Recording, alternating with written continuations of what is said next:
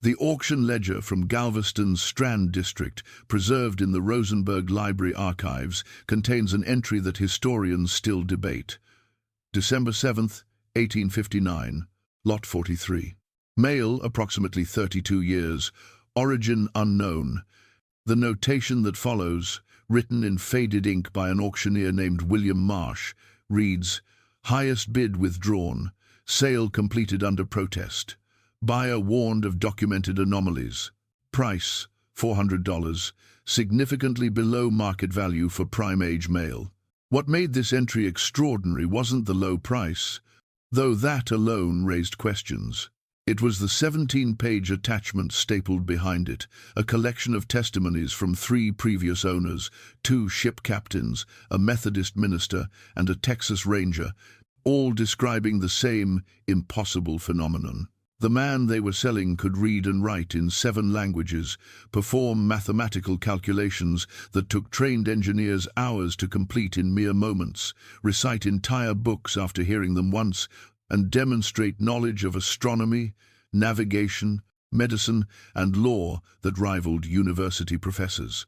In 1859 Texas, such abilities in an enslaved man weren't just unusual. According to every witness who'd encountered him, they were impossible. Before we uncover how this man's intelligence became the most dangerous secret in Galveston, I need you to do something. Hit that subscribe button right now, because stories like this, the ones that challenge everything we thought we knew about American history, are exactly what we uncover here. Drop a comment telling me where you're watching from. These buried stories deserve to reach every corner of the world. Now, let's discover why Galveston's wealthiest plantation owners called this slave the most terrifying purchase they'd ever witnessed, not because of his strength or defiance, but because of what existed inside his mind. William Marsh had conducted slave auctions in Galveston for 11 years. The Strand, as locals called the warehouse district along the Gulf waterfront, handled thousands of transactions annually, making Galveston second only to New Orleans in the Texas slave trade. Marsh prided himself on knowing merchandise, on assessing worth with a glance, on understanding exactly what buyers wanted and how to present it.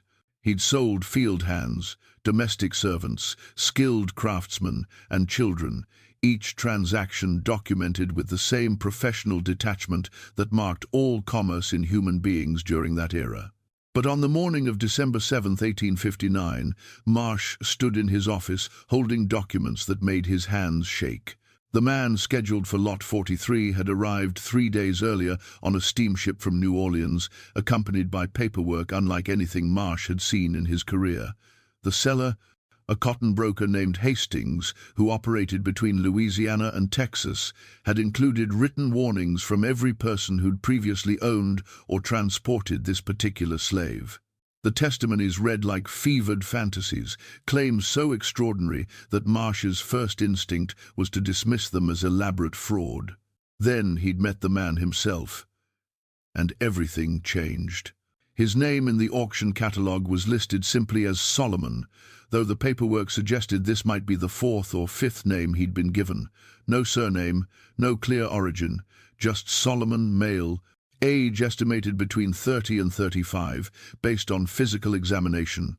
He stood 5 feet 11 inches tall, well-muscled but not excessively so, with hands that showed calluses from fieldwork but also the careful maintenance of someone who valued his physical condition. His face carried no distinguishing scars, no marks of punishment or rebellion. What distinguished him was something far more subtle and infinitely more unsettling. His eyes held an awareness that made Marsh deeply uncomfortable.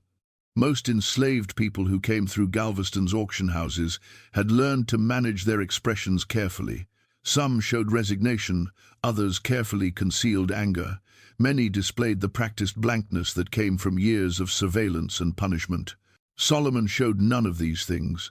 When Marsh interviewed him in the holding area, preparing the standard assessment for potential buyers, Solomon had looked at him with calm, direct attention and answered every question in perfect English, his vocabulary and pronunciation matching any educated gentleman Marsh had ever encountered. "Where were you born?" Marsh had asked, following his usual script. "I don't know, sir."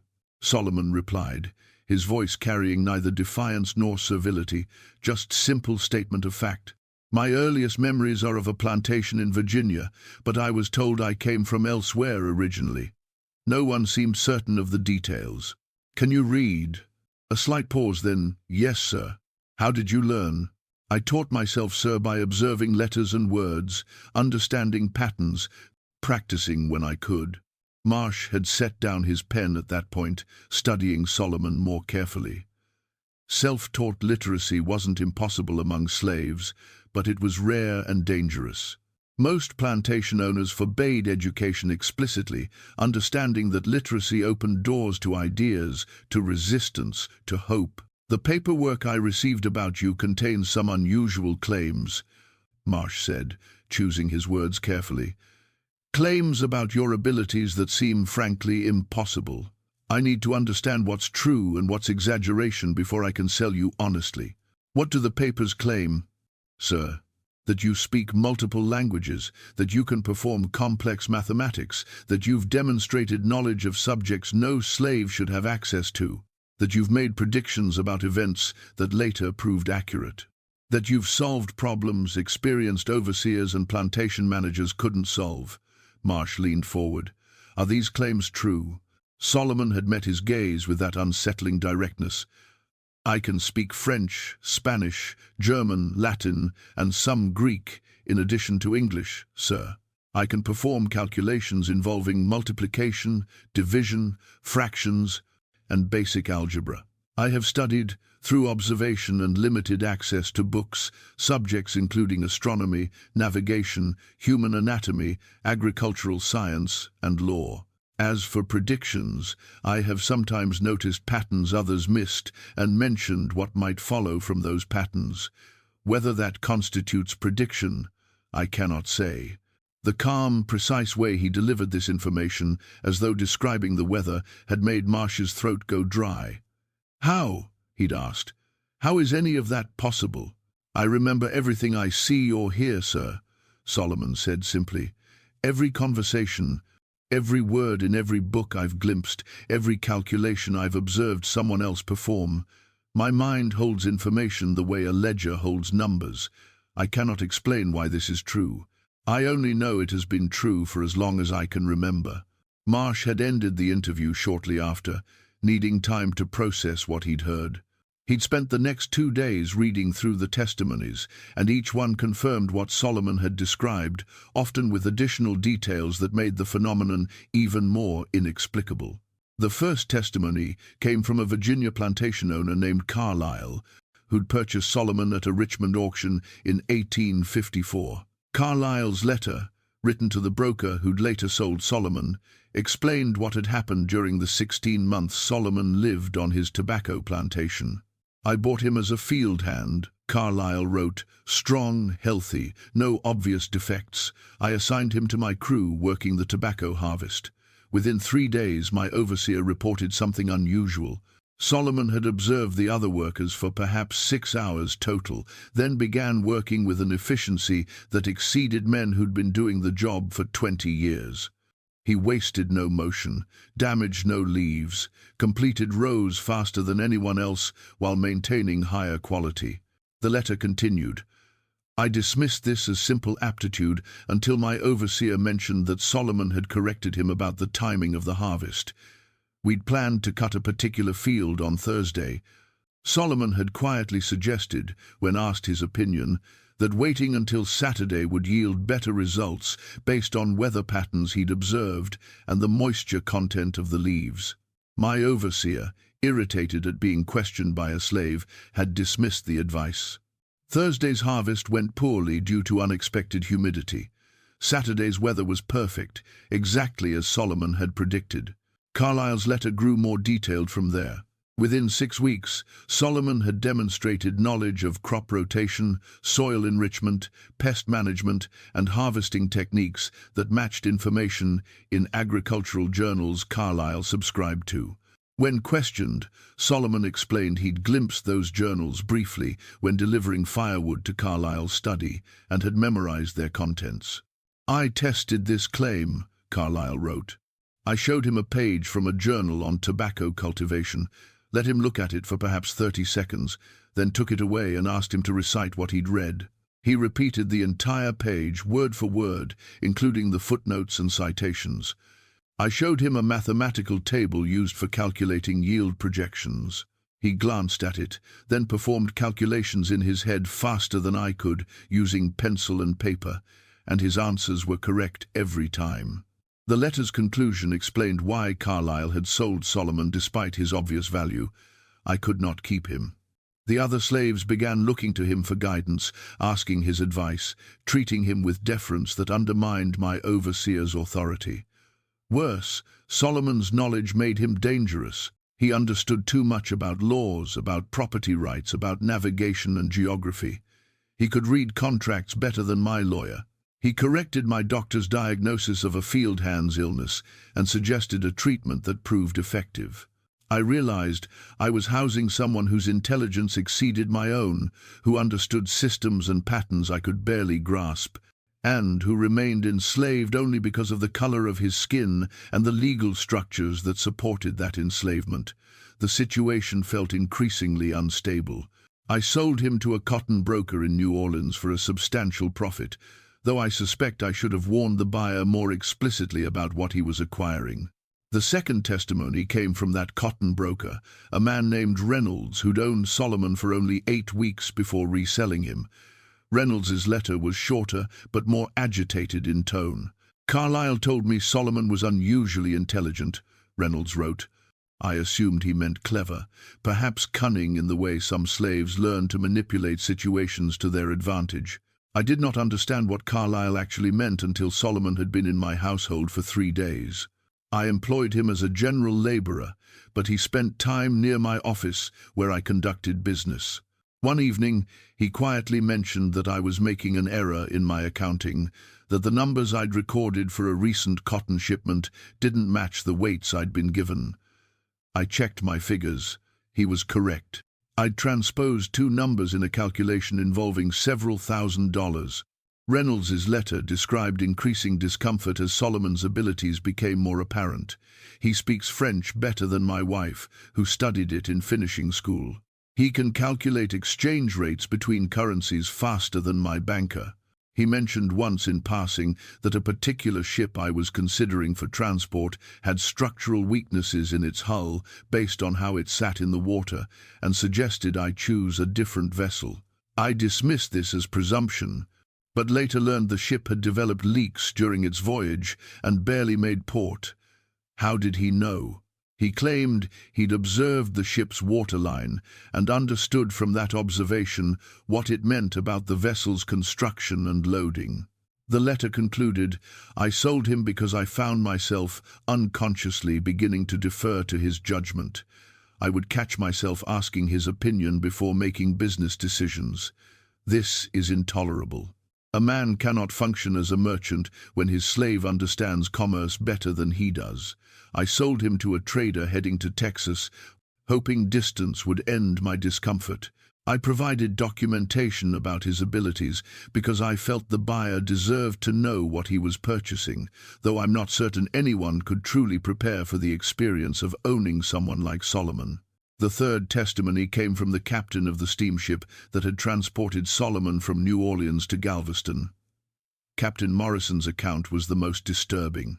Solomon was kept below deck with other cargo during most of the voyage, Morrison wrote. On the second day, we encountered navigation difficulties.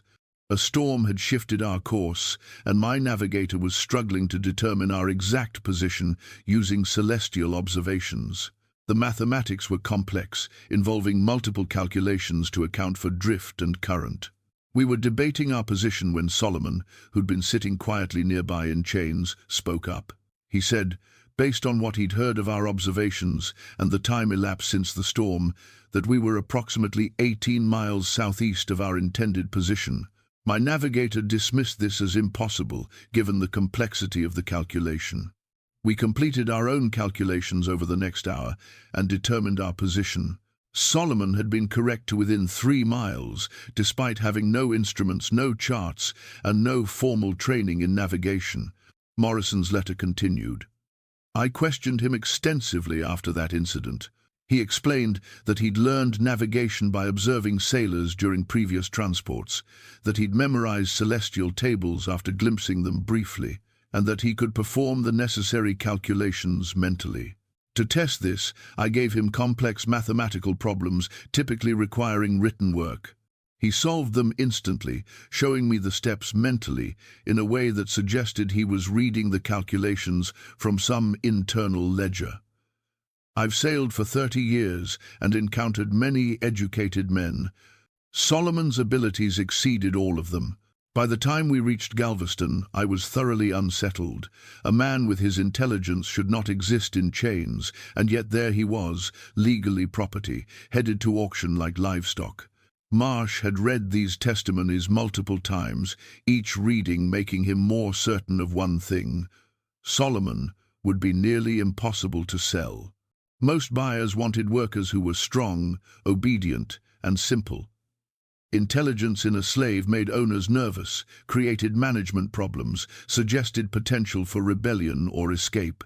Extraordinary intelligence, the kind Solomon apparently possessed, would be absolutely terrifying to anyone who understood its implications. He'd called in his business partner, a slave trader named Hawkins, who had more experience with unusual cases. They discussed the situation over whiskey in Marsh's office, trying to determine how to handle the sale. "You could just lie," Hawkins said. "Don't mention the paperwork. Sell him as a standard field hand and let the buyer discover the truth later." "That's fraud," Marsh replied, "and it's dangerous. If his abilities become apparent and the buyer learns I knew and didn't disclose, I'll lose every client I have. Reputation matters in this business. Then disclose everything and accept that you'll get a fraction of his worth. Most planters won't touch him once they understand what they're buying." "Why not?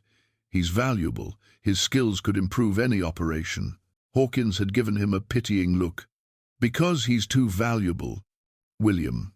A slave who can outthink his master, who understands systems better than the people controlling those systems, who can predict outcomes and solve problems at a level that exceeds trained professionals.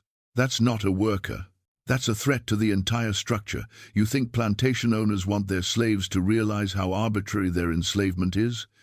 You think they want someone around who can explain property law, calculate exact distances to free states, speak multiple languages for communicating with potential allies, and remember every detail of every conversation he overhears? Solomon isn't just intelligent, he's dangerously intelligent, and everyone who's owned him has realized that eventually. The conversation had ended with Marsh accepting that Solomon would sell below value to whoever was willing to accept the risk. He'd prepared the auction listing with full disclosure, attaching all the testimonies and adding his own summary of what he'd observed during his interview with Solomon. The description ended with a warning he'd never used before. Buyer assumes full responsibility for management of unusual capabilities. No refunds or exchanges will be offered regardless of subsequent difficulties. The auction itself began normally enough. December 7th dawned clear and cool, typical weather for Galveston's mild winters. The Strand was busy with merchants, sailors, and planters in town for business. Marsh's auction house filled with the usual crowd of buyers, men from plantations scattered across Texas, looking for workers to expand their operations or replace those who'd been sold, died, or escaped. The morning proceeded through the first 42 lots without incident. Men and women stood on the platform, were examined, questioned, and sold to the highest bidders. Prices ran normal for the season. Prime male field hands sold for between $900 and $1,200, women slightly less, children priced according to age and potential. Then Marsh called Lot 43. 2 handlers brought Solomon onto the platform. He walked without resistance, his movements controlled and deliberate. He wore simple work clothes, reasonably clean, and his physical condition was excellent. Under normal circumstances he would have drawn aggressive bidding. Strong, healthy, prime working age, no visible defects. But Marsh had distributed copies of the testimonies that morning to serious buyers, and the atmosphere in the auction house had changed as men read through the documents. By the time Solomon stood on the platform, most buyers had moved toward the back of the room or left entirely. Only 7 remained in bidding position, and 4 of them looked uncertain. "Lot 43, Marsh announced, his voice carrying the practiced enthusiasm that sounded increasingly hollow even to himself. Male, approximately 32 years of age, excellent physical condition, experienced in fieldwork and general labor. He paused, then added the required disclosure. As noted in the documentation provided this morning, this lot demonstrates unusual intellectual capabilities. All buyers have been informed of these capabilities and associated testimonies. Special terms apply. All sales are final regardless of subsequent management difficulties." A murmur ran through the remaining crowd. One man near the front turned and walked out immediately. Another followed. That left 5 potential buyers. Solomon stood at the center of the platform, his expression calm, his posture neither defiant nor submissive, just still. His eyes moved across the crowd with what appeared to be mild interest, as though he were observing a theater performance that didn't particularly concern him. "Let's begin at $600, Marsh said, setting the opening bid lower than he would for a standard worker, acknowledging the risk buyers would be taking. Silence. None of the 5 raised a hand. "500, Marsh tried, dropping the price to a level that should have seemed like theft for someone of Solomon's apparent value. More silence. One of the remaining buyers shook his head and moved toward the exit. "400, Marsh said, now genuinely desperate. "Gentlemen, at this price you're essentially buying him at half his physical value alone, completely aside from his other capabilities." A hand went up at the back of the room. Marsh felt relief wash over him. "We have 400 from the gentleman in the back. Do I hear 450? The other 3 remaining buyers exchanged glances, but none raised a hand. They were done. 400 going once, 400 going twice. Marsh's gavel came down. "Sold to Mr. James Blackwood of Oleander Plantation for $400. The transaction completed within the hour. Blackwood, a wealthy planter who owned 6,000 acres of cotton land 30 miles inland from Galveston, signed the purchase documents without expression. When Marsh offered him the attached testimonies one final time, Blackwood waved them away. "I've read them," he said. "I understand what I'm buying." "Then you understand the risks." "I understand that someone extraordinarily valuable is being sold at a fraction of his worth because other men lack the nerve to handle unusual circumstances. I've built my fortune by recognizing opportunities others miss. This man's intelligence isn't a problem. It's an asset, if managed correctly." Marsh had wanted to warn him further, wanted to explain that 3 separate owners had all reached the same conclusion, that Solomon was ultimately unsustainable, but Blackwood's confidence was absolute. He arranged transport and departed with Solomon in a wagon heading inland, the most intelligent slave ever sold in Galveston, leaving the auction house in chains, while his new owner smiled with satisfaction at the bargain he'd secured. Marsh watched them go from his office window, feeling an unease he couldn't quite name. He'd sold thousands of human beings in his career, each transaction documented with professional detachment. But something about this sale felt different, felt wrong in a way that had nothing to do with the usual wrongness of the slave trade itself. He returned to his desk and wrote a brief note in his personal journal, a practice he maintained separate from official business records. December 7th, 1859. Sold lot 43, the slave called Solomon, to James Blackwood for $400. Lowest price I've received for a prime-age male in 5 years. Blackwood was pleased with his purchase. I cannot shake the feeling he shouldn't be. Time will tell. Time would indeed tell, though the answer would come faster than anyone expected and would prove far more extraordinary than even the testimonies had suggested. Oleander Plantation sprawled across 6,000 acres of Texas coastal prairie, its fields stretching in geometric precision under the enormous sky that characterized the region. James Blackwood had built the operation over 15 years, starting with 800 acres inherited from his father and expanding through careful acquisition and aggressive management. By 1859, Oleander supported 143 enslaved workers, produced over 400 bales of cotton annually, and generated profits that made Blackwood one of the wealthiest planters in the region. He'd achieved this success through systematic efficiency.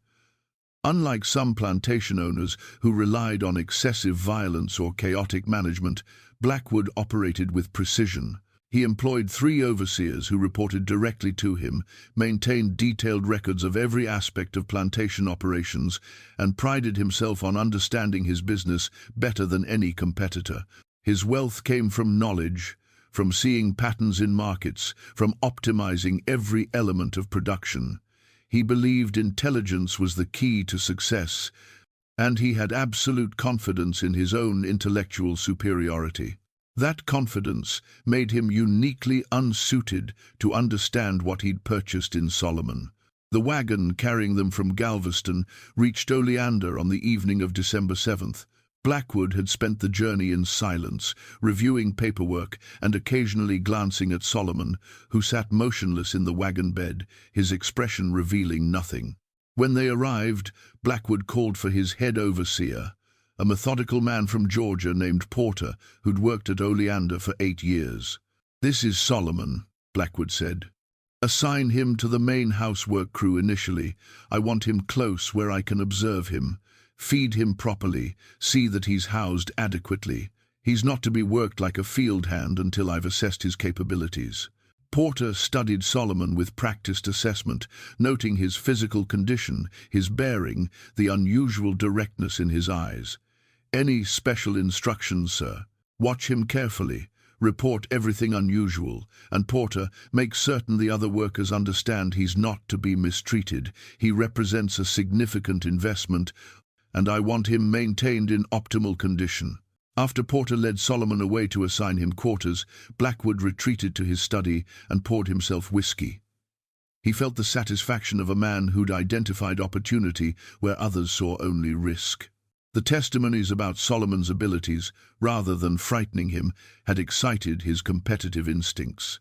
If this man could truly calculate faster than trained engineers, understand complex systems after brief exposure, and demonstrate knowledge that exceeded educated professionals, then he represented unprecedented value. Other owners had failed to capitalize on Solomon's intelligence because they'd been afraid of it. Blackwood intended to harness it. The first week passed uneventfully. Solomon worked alongside the main house crew, performing routine maintenance tasks, chopping firewood, assisting with repairs. Porter reported that Solomon worked steadily, never complained, followed every instruction immediately, and kept to himself during the limited free time workers were allowed in the evenings. He spoke only when addressed, answered questions politely, and showed no interest in socializing with other enslaved people at Oleander. "He's quiet," Porter told Blackwood on the 5th day. "Observant, though. I catch him watching how things work, studying the other workers, looking at the plantation like he's reading a book. It's not threatening exactly, but it's noticeable." "That's his nature," Blackwood said. "The documentation indicated he absorbs information constantly. Let him observe. I want to understand the full extent of his capabilities before I determine how to utilize him most effectively." On the 8th day, Blackwood decided to test what the testimonies had claimed. He called Solomon to his study after breakfast, a room lined with books on agriculture, law, history, and science. Solomon entered and stood near the door, waiting with that same calm attentiveness that characterized all his actions. "The men who sold you made extraordinary claims," Blackwood began, seating himself behind his desk while Solomon remained standing. "I've read testimonies suggesting you can perform complex calculations mentally, that you speak multiple languages, that you remember everything you encounter. Before I can properly utilize your abilities, I need to verify these claims personally. Do you understand?" "Yes, sir," Solomon said, his voice carrying neither pride nor defensiveness. Blackwood pulled out a sheet of paper covered in numbers. "This is a calculation I performed yesterday for projecting cotton yields based on current field conditions. It took me approximately 30 minutes using standard methods." I'll read you the variables, and I want you to perform the calculation mentally. You'll have no paper, no tools, just what you can do in your head. Can you do this? I can try, sir. Blackwood read through a series of numbers. Acreage planted, estimated yield per acre based on soil quality and rainfall, projected market prices, costs of labor and materials, transportation expenses.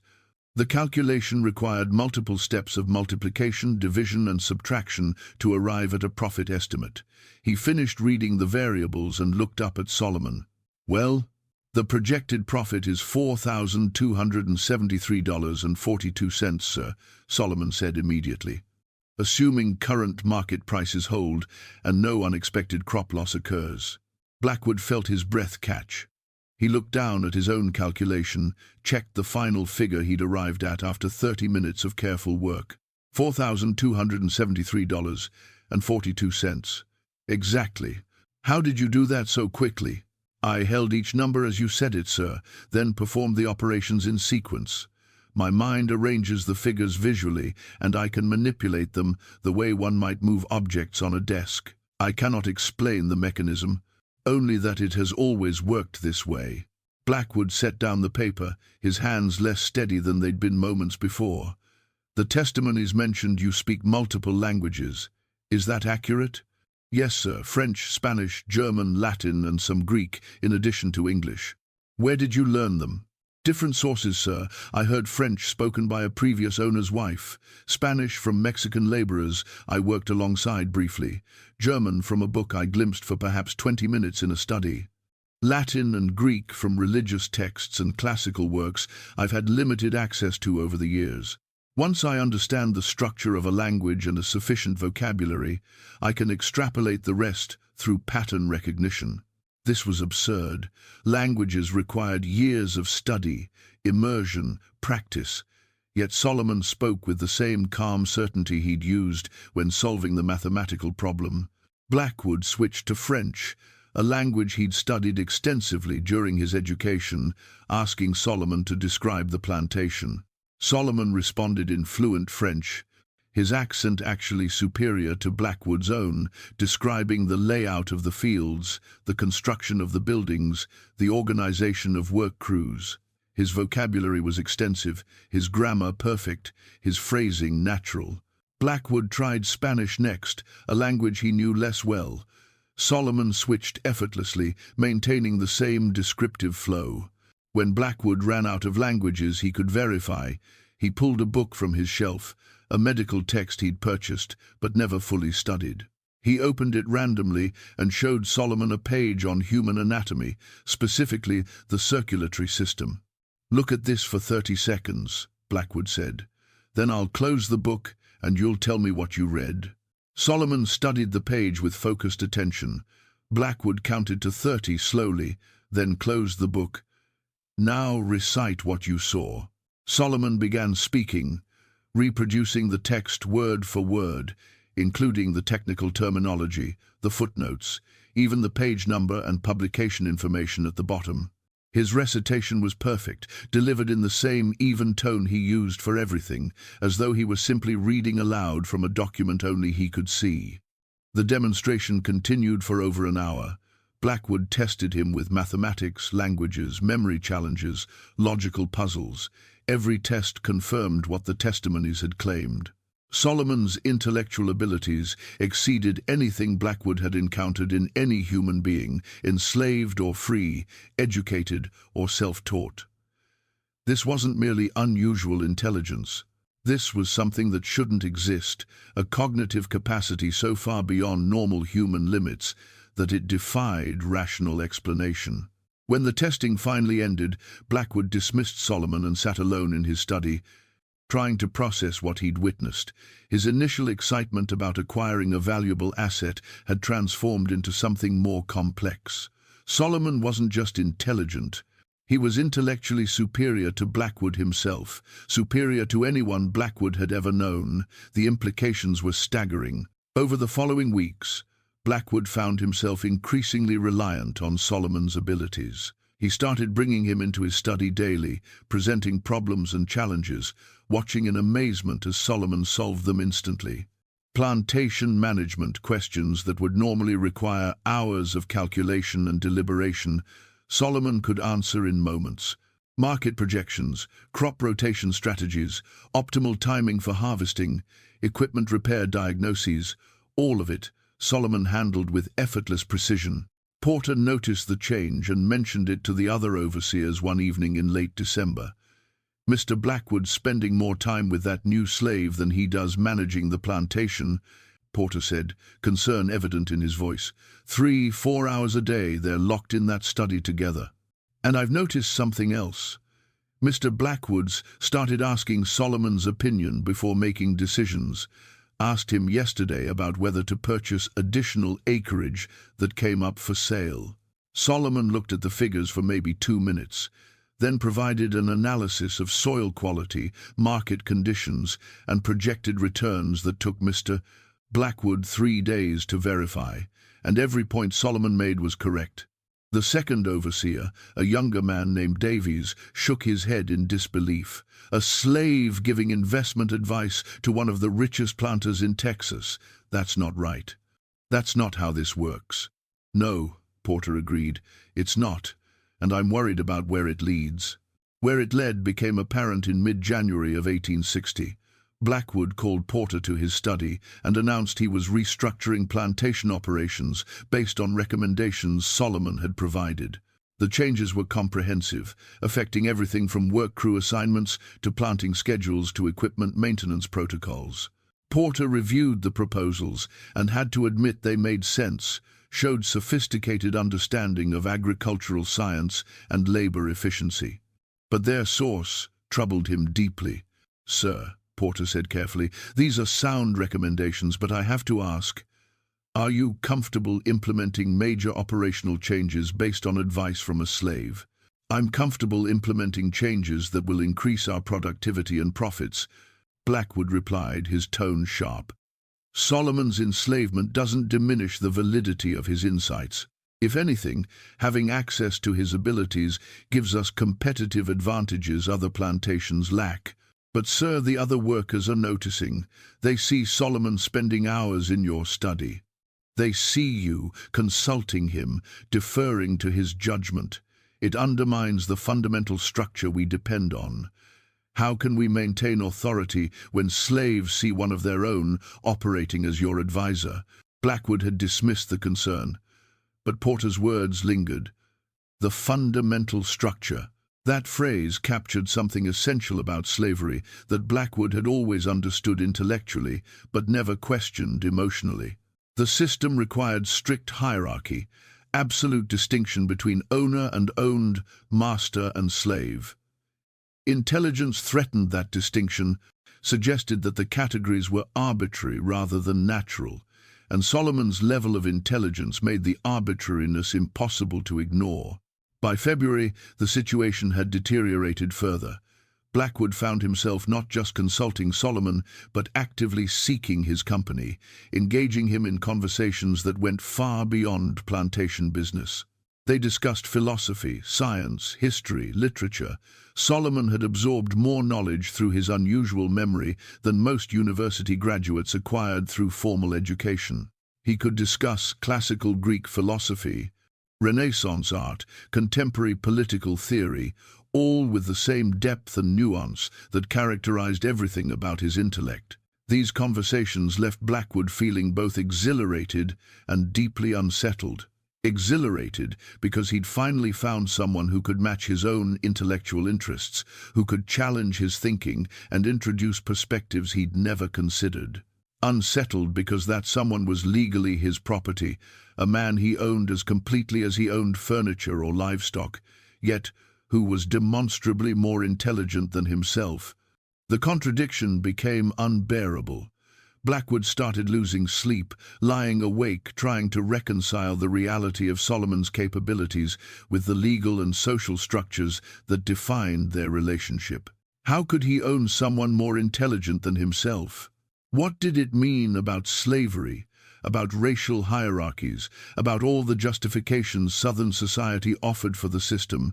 If someone like Solomon existed, these questions had no comfortable answers, and Blackwood found himself increasingly avoiding them by spending more time with Solomon, as though proximity to that remarkable mind could somehow resolve the contradictions through sheer intellectual force. The other enslaved people at Oleander had begun responding to Solomon differently as well. Despite his isolation, despite his refusal to socialize, they'd observed his unusual relationship with Blackwood. Word had spread about his intelligence, about his abilities, about the way the master consulted him like an advisor rather than ordering him like a slave. Some viewed this with suspicion, wondering if Solomon was collaborating with Blackwood against them. Others saw it differently, saw in Solomon's intelligence a possibility they'd been taught to deny, proof that the supposed natural order wasn't natural at all. A woman named Sarah, who worked in the main house kitchen and had opportunity to observe both Blackwood and Solomon, mentioned this to Porter one evening when he came to the kitchen for coffee. "That man Solomon," she said quietly, "he's changing things just by being what he is. Mr. Blackwood can't look at him without seeing something that contradicts everything he believes about us. And we can't look at Solomon without seeing proof that what they tell us about our limitations is a lie." "That's dangerous talk," Porter warned, though his tone carried more concern than threat. "It's true talk," Sarah corrected, "and truth is always dangerous to people who profit from lies." The situation reached its crisis point on March 3, 1860. Blackwood had called Solomon to his study to review quarterly financial reports, a routine they'd established weeks earlier. But this time, instead of presenting the reports immediately, Blackwood sat in silence for several minutes while Solomon stood waiting. Finally, Blackwood spoke, his voice strained. "I need to ask you something, and I need you to answer honestly. Do you understand the position your intelligence puts me in?" "I'm not certain what you mean, sir," Solomon replied, though his tone suggested he understood perfectly. "I mean that I own you. Legally, completely, you are my property, yet you are intellectually superior to me in ways I can't even fully measure. You solve problems I can't solve, understand concepts I can barely grasp, see patterns and connections that exceed my own cognitive abilities. How am I supposed to reconcile those realities? How am I supposed to maintain the authority this system requires when I know, with absolute certainty, that you are more capable than I am?" The question hung in the air between them. Solomon stood motionless, his expression neutral, waiting. When he spoke, his words were chosen with obvious care. "Sir, if I may speak freely?" "You may. The contradiction you're experiencing isn't caused by me. It existed before you purchased me, before you met me, before I was born. The contradiction is built into slavery itself. The system requires believing that enslaved people are inferior, naturally suited to servitude, incapable of the full humanity that would make their enslavement unjust. But that belief can only be maintained if evidence contradicting it is suppressed or ignored. My existence makes the evidence impossible to ignore. I don't create the contradiction. I simply make it visible." Blackwood listened with growing agitation. "You're saying slavery is unjust. I'm saying that owning human beings requires justifications that cannot survive honest examination. You asked me to speak freely, sir. That's what I'm doing. And you believe you deserve freedom." Solomon's expression flickered, perhaps the first genuine emotion Blackwood had seen from him. "I believe all human beings deserve freedom, sir. But I also understand that belief changes nothing about my circumstances. I exist within a legal and social structure that defines me as property regardless of my capabilities. What I believe about justice has no bearing on what will happen to me." The conversation ended shortly after, but it echoed in Blackwood's mind for days. He found himself unable to focus on plantation business, distracted by thoughts he'd never allowed himself to consider seriously before. What if Solomon was right? What if slavery's justifications were lies, comfortable fictions maintained through willful ignorance? And if those justifications were lies, What did that make Blackwood himself? A man who'd built wealth through systematic injustice? Who'd profited from the suffering of people whose humanity he deliberately refused to acknowledge? These questions might have remained abstract philosophical problems if not for what happened on March 15th. A group of abolitionists had been distributing pamphlets in Galveston, materials arguing against slavery on moral and religious grounds. One of these pamphlets made its way to Oleander, passed among the enslaved workers in secret, and eventually reached Solomon. Porter discovered Solomon reading it in the early morning, before most workers were awake. The pamphlet laid out arguments against slavery in terms that combined moral philosophy, religious teaching, and practical analysis of the system's effects on society. Porter confiscated it immediately and brought it to Blackwood, explaining where he'd found it and what Solomon had been doing. Blackwood examined the pamphlet with growing fury. Not fury at Solomon, but fury at himself, because every argument in the document echoed thoughts he'd been having since his conversation with Solomon 2 weeks earlier. The pamphlet wasn't telling him anything he didn't already know. It was simply articulating truths he'd been avoiding. He called Solomon to his study that evening. "Porter found you reading abolitionist literature," Blackwood said, his voice tight with barely controlled emotion. "Do you understand how dangerous that is? Possession of such materials by a slave is illegal. I could have you whipped, branded, sold to the most brutal buyer I could find." "Yes, sir," Solomon said. "I understand the risks." "Then why take them?" "Because the pamphlet contained ideas worth understanding, sir. I read everything I encounter. That's my nature. I cannot selectively ignore information because it's dangerous." "And do you agree with what it said? Do you believe slavery should be abolished?"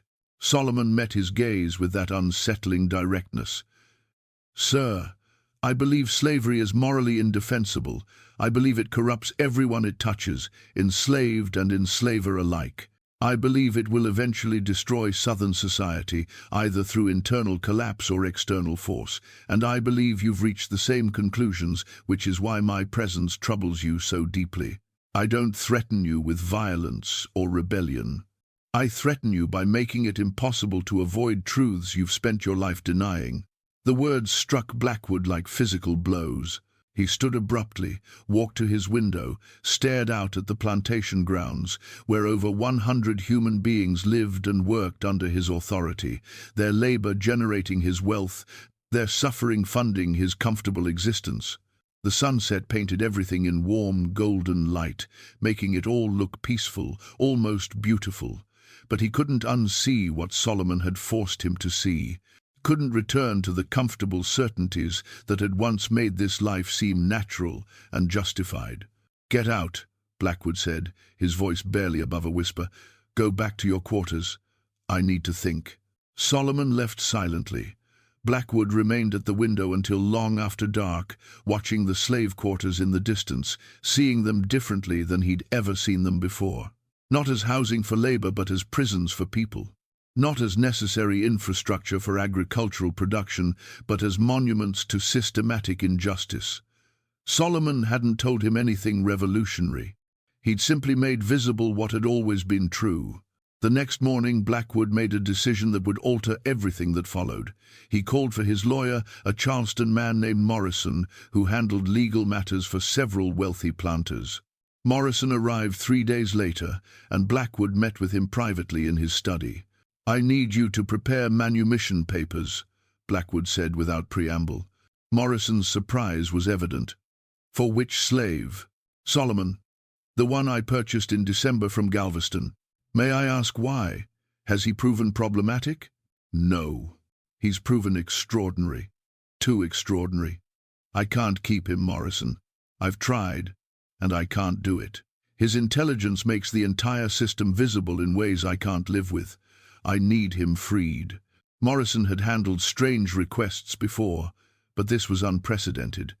"Mr. Blackwood, do you understand what you're saying? You paid $400 for this man less than 4 months ago. He's valuable. And you want to simply free him?" "I want to free him because keeping him enslaved is destroying me," Blackwood said, the words coming out with desperate intensity. Every day he remains here, every conversation we have, every time I see him, I'm confronted with the fundamental injustice of what I'm doing. Not just to him, to all of them. He's shown me things about slavery, about myself, that I can't unsee. The only way I can continue functioning is if he's gone. Then sell him, Morrison suggested. Let someone else deal with the complications. I can't do that either. I can't pass this problem to another person knowing what I know about him. That would make me complicit in continuing his enslavement. The only ethical option is manumission. Morrison had tried to argue, had explained the legal complications, the social repercussions, the financial loss, but Blackwood was immovable. The paperwork was prepared over the following week. On March 28, 1860, just 3 months and 21 days after purchasing Solomon, James Blackwood signed documents granting him freedom. The signing took place in Blackwood's study. Solomon stood silently while Blackwood and Morrison completed the necessary forms, his expression revealing nothing. When the papers were finished, Blackwood handed them to Solomon along with $50, more than the law required but less than seemed adequate for what Blackwood was trying to achieve. "You're free," Blackwood said, the words feeling inadequate and enormous simultaneously. "Under state law, you have 90 days to leave Texas or you'll be re-enslaved. I suggest you head north immediately." Solomon accepted the papers and the money, studying both briefly before looking up at Blackwood. "Why?" he asked simply. "Why free me when you could have sold me for profit?" "Because you were right," Blackwood said, his voice rough with emotion he didn't try to hide. "About everything. About slavery, about the contradictions, about what your presence revealed. I can't own someone who's forced me to see truths I'd spent my life avoiding. I can't continue profiting from a system I now understand is fundamentally evil. Freeing you doesn't absolve me of what I've done, of the wealth I've built on slavery, of the lives I've controlled and damaged. But it's the only thing I can do that doesn't make me complicit in one more day of your enslavement." Solomon absorbed this, his expression shifting slightly, perhaps the closest he ever came to showing genuine emotion. "And the others?" he asked quietly. "The 143 people who remain enslaved here? What about their intelligence, their humanity, their right to freedom?" The question cut straight to the heart of everything. Blackwood had no answer that didn't reveal the inadequacy of his gesture.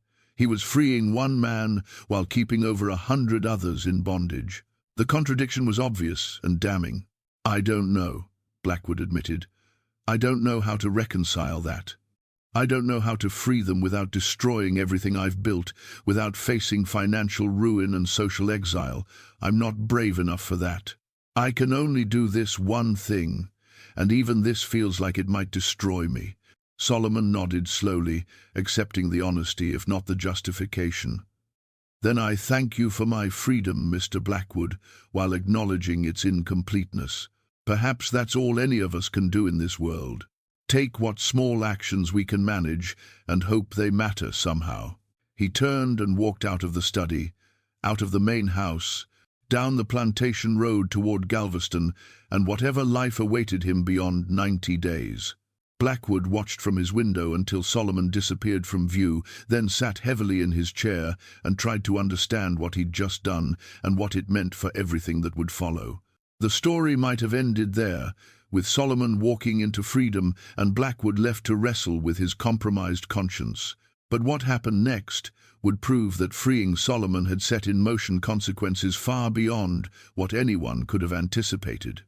Word of Solomon's manumission spread through Oleander Plantation within hours of his departure. The news created ripples that no one, least of all Blackwood, had fully anticipated. Over 100 enslaved people watched a man walk away free, not through escape or purchase by relatives, but through a master's voluntary decision to release him. The implications were profound and immediate. Sarah, the kitchen worker who'd observed Solomon's effect on Blackwood, spoke to others that evening in careful whispers. "Mr. Blackwood freed him because Solomon's intelligence made slavery impossible to justify," she said. "Think about what that means. It means Blackwood knows. knows the whole system is built on lies, knows we're human beings who deserve freedom, just like Solomon did. He freed one man because he couldn't deny that man's humanity. But what about ours? Are we less human? Less deserving? The questions had no comfortable answers, but they circulated through the slave quarters, passed in fragments of conversation during work breaks, discussed in the precious private moments workers carved from their surveilled existence. Solomon had been with them only 3 months, had never spoken to most of them directly, had remained isolated and separate. Yet his presence and subsequent freedom had fundamentally altered how they understood their own circumstances. Porter noticed the change immediately. Workers who'd been compliant for years began asking questions, hesitating before following orders, showing subtle signs of resistance that hadn't existed before. Nothing overt enough to justify punishment, just a shift in atmosphere, a sense that something fundamental had cracked in the plantation's social structure. He mentioned this to Blackwood during their daily review of operations. "The workers are unsettled, sir," Porter said carefully. "Solomon's freedom has created expectations, raised questions about why he was freed and others weren't. We need to address this before it develops into something more serious." Blackwood, who'd been struggling with his own turmoil since signing the manumission papers, responded with uncharacteristic sharpness. "What would you have me do, Porter?" "Explain that I freed Solomon because his intelligence made me recognize the injustice of slavery, but I'm keeping everyone else enslaved because I lack the courage to follow that recognition to its logical conclusion. How exactly do I explain that without admitting I'm a hypocrite and a coward?" The outburst shocked both men. Blackwood had never spoken so openly about his internal conflicts, had always maintained the professional distance expected of plantation management. Porter stood silent, uncertain how to respond to this sudden honesty. "I apologize," Blackwood said after a moment. His voice controlled again. "That was inappropriate. Maintain standard discipline. If anyone becomes genuinely problematic, report it to me. Otherwise, continue normal operations." But normal operations proved impossible to maintain. Over the following weeks, small acts of resistance multiplied. Tools went missing and reappeared in wrong locations. Work proceeded slightly slower than usual, not enough to justify punishment but enough to reduce productivity. Conversations stopped abruptly when overseers approached, suggesting discussions that couldn't be overheard. The plantation was functioning, but the efficiency and control that had characterized Oleander for years had deteriorated. Blackwood found himself increasingly isolated, avoided by neighboring planters who'd heard about Solomon's manumission and viewed it as eccentric at best, dangerous at worst. One evening, in late April, he received a visit from 3 plantation owners who claimed friendship but whose purpose was clearly confrontation. They sat in Blackwood's study, accepting his hospitality while preparing to challenge his decisions. The eldest of them, a man named Thornton, who owned 8,000 acres to the south, spoke first. "James, we've known each other for years," Thornton began. "So I'm going to be direct. Your decision to free that slave Solomon has created problems that extend beyond your plantation. Word has spread. Our workers have heard about it, have started asking questions, showing signs of unrest. You've introduced an instability into the entire region." "I freed one man," Blackwood replied, though his voice carried no real conviction. "One man in a region where thousands remain enslaved. How does that create instability?" The second visitor, a younger planter named Hutchins, leaned forward. "Because you freed him after he demonstrated exceptional intelligence. You're confirming what abolitionists claim, that slaves are capable of intellectual achievement, that their enslavement isn't based on natural inferiority, but on legal structures that could be changed. Every slave who hears about Solomon starts wondering why intelligence should determine freedom, starts questioning the entire system." "Good," Blackwood said, surprising himself with his own boldness. "Maybe the system should be questioned." The 3 visitors exchanged glances. The third man, a cotton broker named Simmons, who owned plantations in both Texas and Louisiana, spoke with careful deliberation. "James, you're talking like an abolitionist. Is that what you've become?" The question demanded an answer Blackwood hadn't fully formulated for himself. He stood and walked to his window, looking out at grounds that had once represented achievement and now felt like monuments to crimes he was only beginning to acknowledge. "I don't know what I've become," he said finally. "I know what I've seen. I know that Solomon's intelligence forced me to recognize truths I'd been avoiding. I know that I can no longer comfortably profit from owning human beings while pretending that ownership is somehow natural or justified. Beyond that, I'm uncertain about everything." "Then let me provide some certainty," Thornton said, his voice hardening. "If you continue down this path, if you continue expressing these views, you'll be ostracized from this community. Your business relationships will dissolve, your social standing will collapse, and your plantation will fail because no one will trade with a man who's betrayed the interests of slaveholding society." The threat was clear and credible. Blackwood understood that his wealth, his position, his entire life depended on maintaining relationships within a community that absolutely required loyalty to slavery's continuation. Questioning that system meant sacrificing everything he'd built. "I understand," Blackwood said quietly. "Thank you for your clarity." The visitors left shortly after, satisfied they'd delivered their warning effectively. Blackwood remained at his window long into the night, watching his plantation operate in the darkness, understanding that he faced an impossible choice. He could continue as before, accepting the hypocrisy of keeping people enslaved while knowing it was unjust, preserving his wealth and position at the cost of his conscience.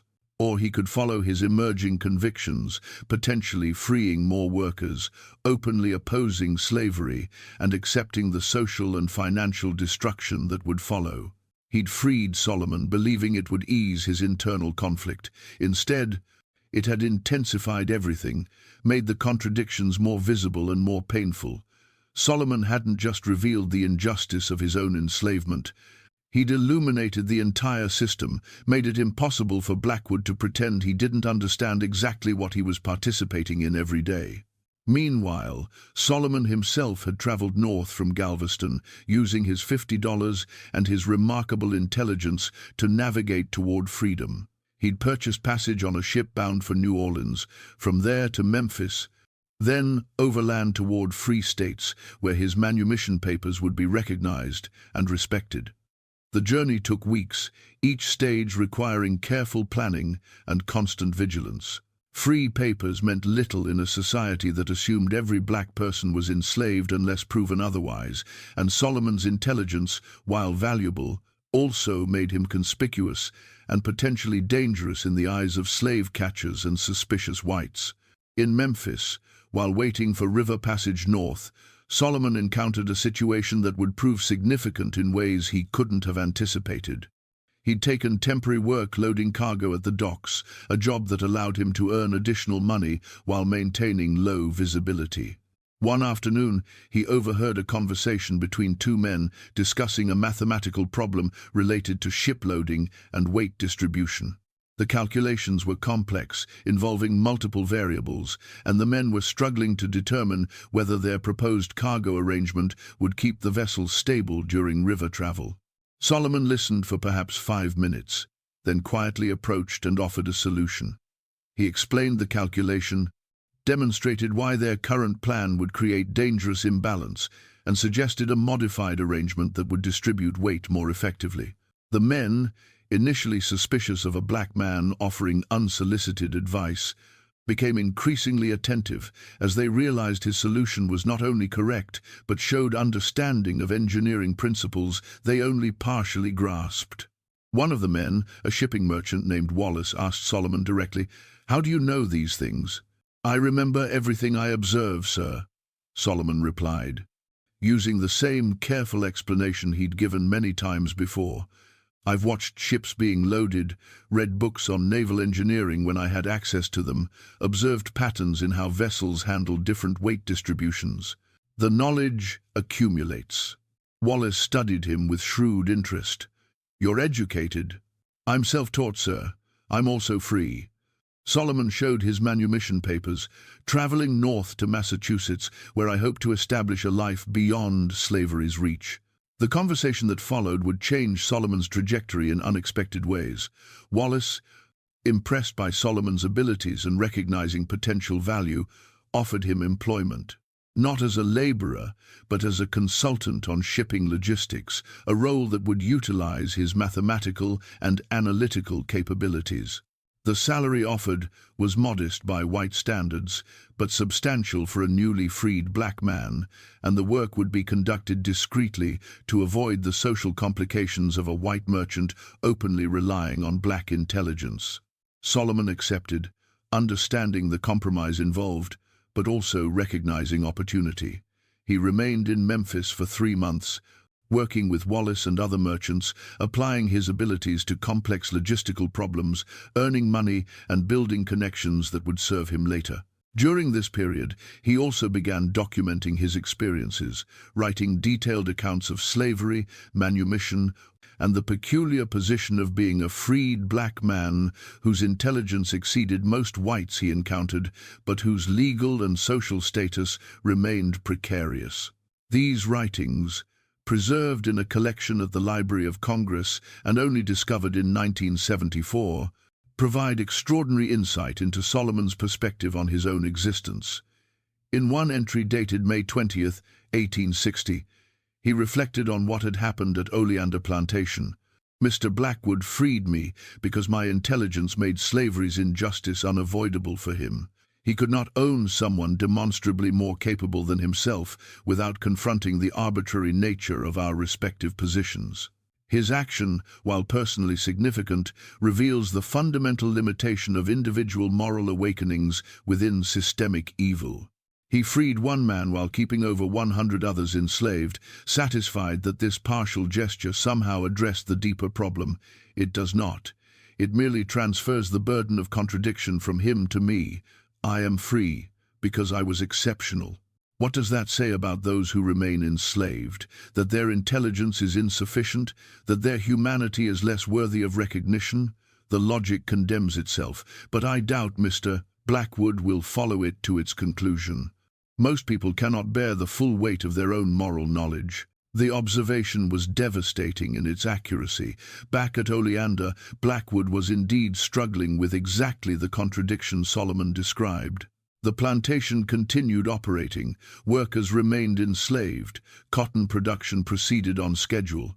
But Blackwood found himself unable to engage with any of it without crushing awareness of what it meant.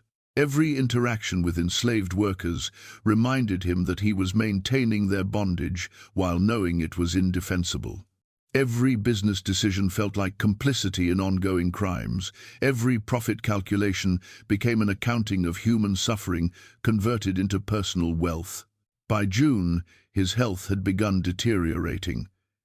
He slept poorly, ate little, withdrew from social obligations he'd once fulfilled automatically. Porter and the other overseers noticed, but attributed it to stress from Solomon's controversial manumission and the social consequences that followed. They didn't understand that the cause ran deeper, that Blackwood was experiencing a psychological collapse triggered by the gap between what he knew and what he continued to do. On June 18th, Blackwood made a decision that shocked everyone who knew him. He called his lawyer Morrison back to Oleander and instructed him to prepare documents for the gradual emancipation of every enslaved person on the plantation. Not immediate freedom, which would have been financially catastrophic and socially impossible, but a structured plan where workers would transition from slavery to paid labor over a period of 5 years, with manumission granted in stages based on age and circumstances. Morrison was appalled. Mr. Blackwood, what you're proposing is financial suicide. You'll be ruined. Every other planter in the region will view this as betrayal. You'll be ostracized, possibly face violence from those who see gradual emancipation as encouraging slave rebellion. I strongly advise against this course of action. I'm not asking your advice on whether to do it, Blackwood replied, his voice carrying a certainty born of desperation. I'm instructing you to prepare the legal documents. If you refuse, I'll find another lawyer who will. The documents were prepared over the following week. Blackwood reviewed them carefully, made modifications, finalized the plan. On June 25, 1860, he assembled every enslaved person at Oleander in the main yard and read the Emancipation Plan aloud. The announcement created chaos, disbelief, hope, suspicion, and fear in roughly equal measure. Workers who'd lived their entire lives in bondage suddenly confronted the possibility of freedom, not immediately but foreseeable, structured, real. The response from the surrounding planter community was immediate and vicious. Within 2 days, Blackwood found himself completely isolated. Merchants refused his business. Banks questioned his financial stability. Neighbors stopped speaking to him. His fellow planters issued a formal statement condemning his actions as dangerous to the social order and threatening to the institution of slavery itself. If you're finding this story as compelling as I am telling it, share it with someone who needs to hear these buried truths. Hit that like button to support content that reveals the complexity of American history, the moral struggles that defined this era, and the individuals whose intelligence threatened entire systems of power. Let's continue discovering what happened when one man's extraordinary abilities revealed truths that 19th century Texas wasn't ready to face. By July, Blackwood's financial position had become precarious. Without access to normal credit and trade relationships, running a plantation of Oleander's size became extremely difficult. Equipment repairs couldn't be completed because suppliers refused service. Crop sales had to be negotiated through hostile intermediaries who charged excessive commissions. Workers, now promised eventual freedom, showed understandable confusion about how to navigate the transition between slavery and whatever would follow. Porter, who'd served Blackwood loyally for 8 years, requested a private conversation in mid-July. They met in Blackwood's study, where so many crucial conversations had occurred. "Sir, I need to tender my resignation," Porter said, his discomfort evident. "I've received offers from other plantations, and given the current circumstances, I believe it's best for both of us if I accept one of those positions." Blackwood had expected this, but still felt the weight of it. "I understand. You've been an excellent overseer, Porter. I don't blame you for seeking stability elsewhere. May I speak frankly, sir? Please. What you're doing, this gradual emancipation plan, it's admirable in some ways, shows moral courage that most planters lack, but it's also destroying you, destroying this plantation, and I'm not certain it will actually help the people you're trying to free. They'll be freed into a society that despises them, that will deny them opportunities, that will make their freedom nearly as oppressive as their slavery. You're sacrificing everything for a gesture that may ultimately prove meaningless." The observation echoed Solomon's written reflection about partial gestures within systemic evil. Blackwood recognized its accuracy, but had no response that didn't confirm Porter's point. "Perhaps you're right," Blackwood said quietly. "Perhaps I'm destroying myself for nothing. But I can't continue as before. Solomon showed me something I can't unsee, and living with that knowledge while doing nothing felt worse than any consequence of trying to act on it. If I'm wrong, at least I'm wrong while attempting to do something other than perpetuate injustice." Porter left Oleander the following week. The 2 other overseers followed within days. By August, Blackwood was attempting to manage the plantation largely alone, assisted only by a few hired workers who commanded high wages due to the risk of associating with him. The situation was unsustainable, and everyone recognized it. Meanwhile, Solomon had left Memphis and continued north, reaching Cincinnati by late July. The city, positioned on the border between slave and free states, had a significant free black population and abolitionist community. Here Solomon found something approaching stability, took work as a clerk for a merchant who valued intelligence over racial prejudice, and continued his writing. His reflections from this period show increasing awareness of his unique position. He was free, educated, extraordinarily intelligent, and black in a society that couldn't reconcile those attributes. His existence challenged fundamental assumptions about racial hierarchy, about the justifications for slavery, about the nature of intelligence and humanity.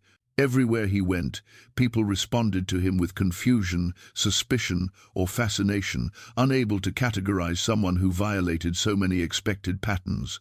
In an entry dated August 5, 1860, Solomon wrote about the psychological burden of his capabilities. Intelligence is commonly understood as advantage, as asset, as positive attribute that improves life circumstances. For enslaved people, this assumption proves false. Intelligence in bondage becomes curse rather than blessing. It means understanding fully the injustice of your position, seeing clearly the mechanisms of your oppression, recognizing with absolute clarity that your enslavement derives from social constructions rather than natural law. Ignorance might have offered some protection, some buffer against the full weight of circumstantial awareness. Intelligence offers no such mercy. Every moment of slavery was informed by perfect understanding of its wrongness, its arbitrariness, its violation of my humanity. Now, in freedom, intelligence proves equally problematic.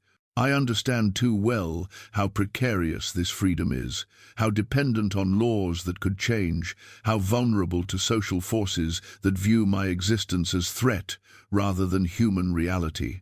I cannot enjoy simple relief at escape from bondage because I see too clearly all the ways my freedom remains conditional, limited, surrounded by hostility. Sometimes I wonder if my unusual memory is gift or affliction. Most people forget the worst moments of their lives, allow memory to soften suffering, find peace through gradual fading of painful experience. I forget nothing. Every moment of slavery remains perfectly preserved in my mind. Every indignity, every fear, every instance of dehumanization available for recall with absolute clarity.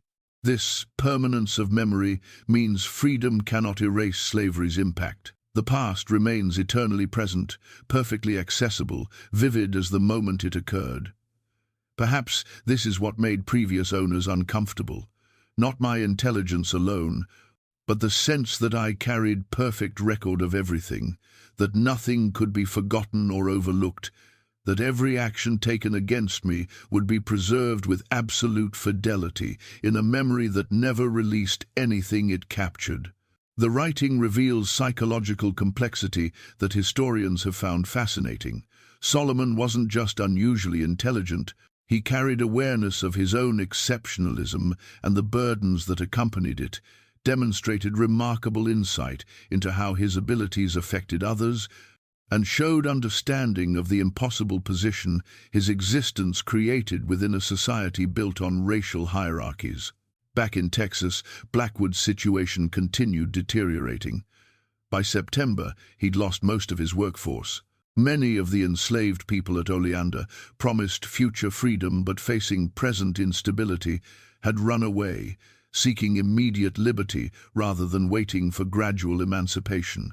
Blackwood didn't pursue them, didn't report them to authorities, essentially allowing escape while maintaining legal plausibility that he was the victim of theft rather than facilitator of flight. His plantation, once among the most productive in the region, was barely functioning. Cotton fields went largely unharvested, equipment fell into disrepair. The main house showed signs of neglect as domestic workers departed. Blackwood himself appeared to age years in months, his health declining under the combined weight of social ostracism, financial pressure, and psychological turmoil. In late September, he received an unexpected letter. The handwriting was unfamiliar, the postmark showed Cincinnati, and the signature at the bottom read simply, Solomon. The letter, preserved in the Blackwood family papers and now held by the Texas State Archives, reads, Mr. Blackwood, I write to you from Cincinnati, where I have established residence and employment. I hope this letter finds you well, though I suspect, based on my understanding of how plantation society responds to deviation from accepted norms, that you are facing significant difficulties because of your decision to free me and subsequently plan for gradual emancipation of your remaining workers. I want to say several things. First, I thank you sincerely for my freedom. Whatever motivated that decision, whatever contradictions remain unresolved, you gave me something precious that I had no legal right to expect. That gift has enabled me to build a life that, while still constrained by racial prejudice and social limitations, offers possibilities that would have been impossible in continued bondage. Second, I want to acknowledge the courage required for your actions, both in freeing me and in attempting gradual emancipation, despite knowing the social and financial consequences. Most people cannot act against their own interests, even when they recognize moral necessity. You did so imperfectly and incompletely, perhaps, but genuinely. That matters. Third, I want to address what I suspect may be troubling you most deeply. You freed one man while keeping others enslaved, then attempted broader emancipation, only after facing criticism for that initial inconsistency. You might wonder if your actions were principled or merely reactive, whether you acted from genuine moral conviction or from psychological pressure I inadvertently created. I cannot answer that for you. Motives are complex, and perhaps the distinction matters less than the outcome. What I can say is this: change rarely comes from pure motives or perfect conviction. It comes from accumulations of pressure, contradictions that become unbearable, moments when maintaining existing structures costs more than transforming them. You freed me because my existence made slavery's injustice unavoidable.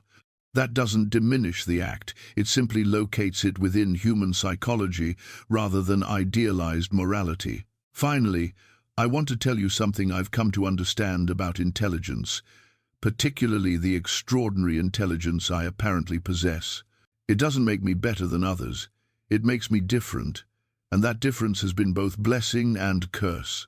Intelligence allowed me to understand my enslavement with painful clarity, to recognize patterns and possibilities that offered hope of freedom, to navigate the complex path from bondage to liberty. But it also isolated me, made me incomprehensible to most people I encountered, created barriers between myself and others who couldn't understand how my mind worked. Your discomfort around me was reasonable response to that difference, not moral failing.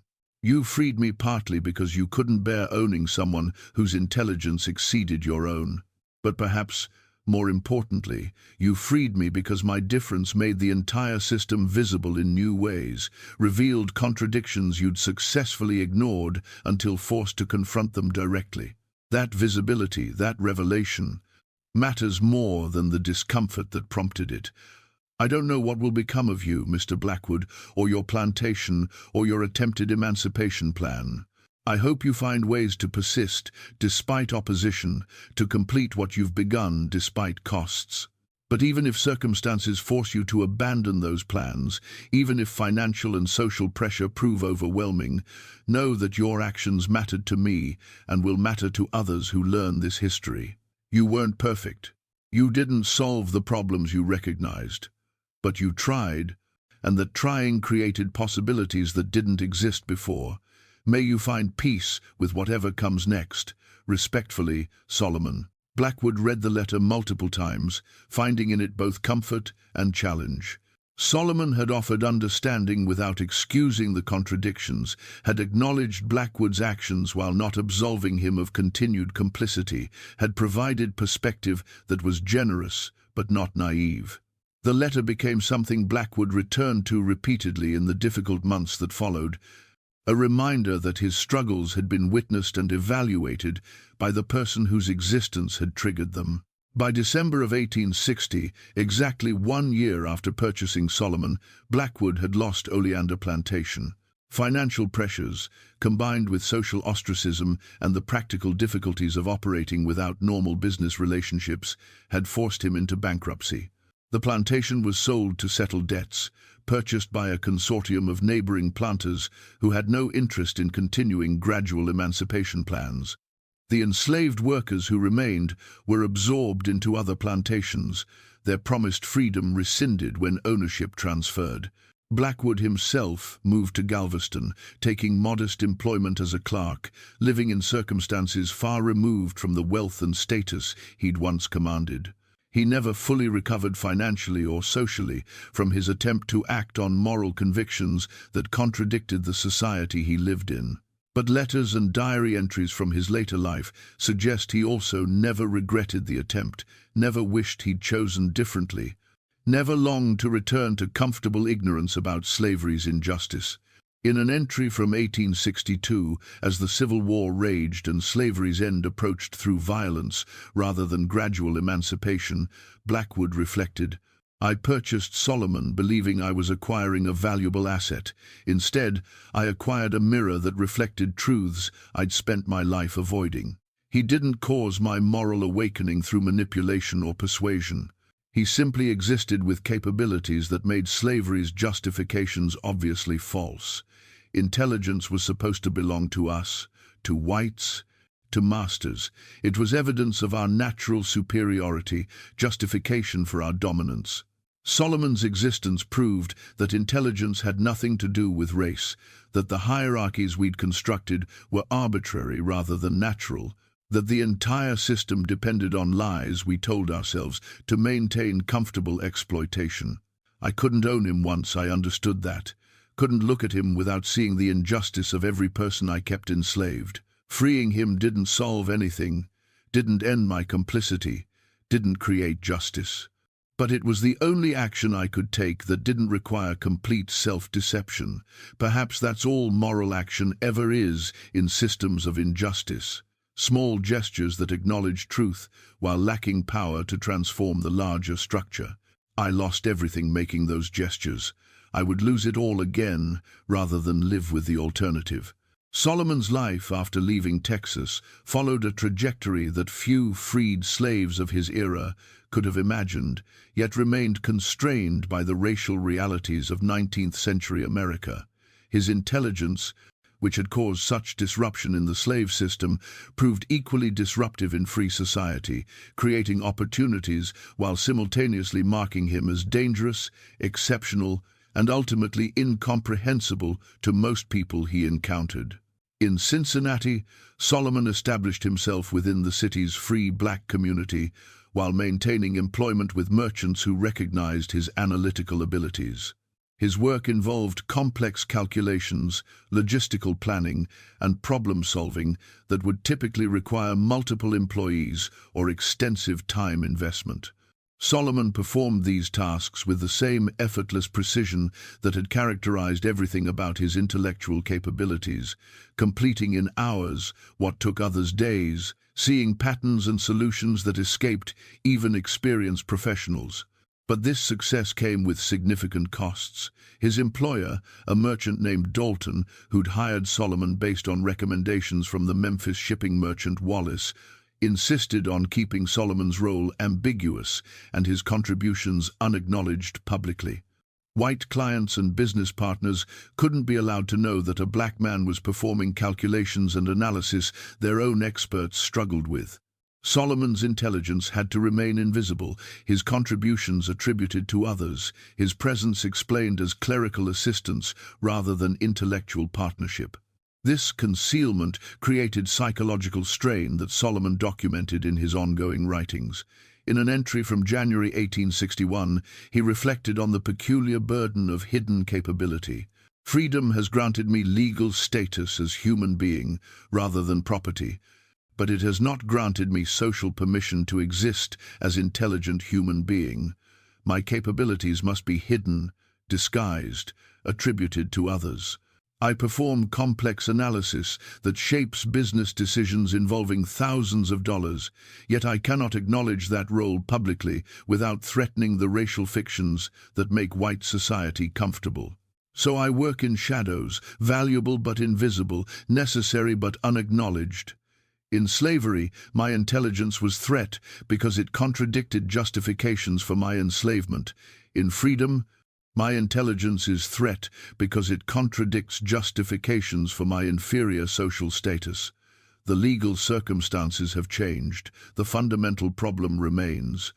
A black man with extraordinary intelligence challenges assumptions that American society, North and South, requires for its racial hierarchies to seem natural and justified.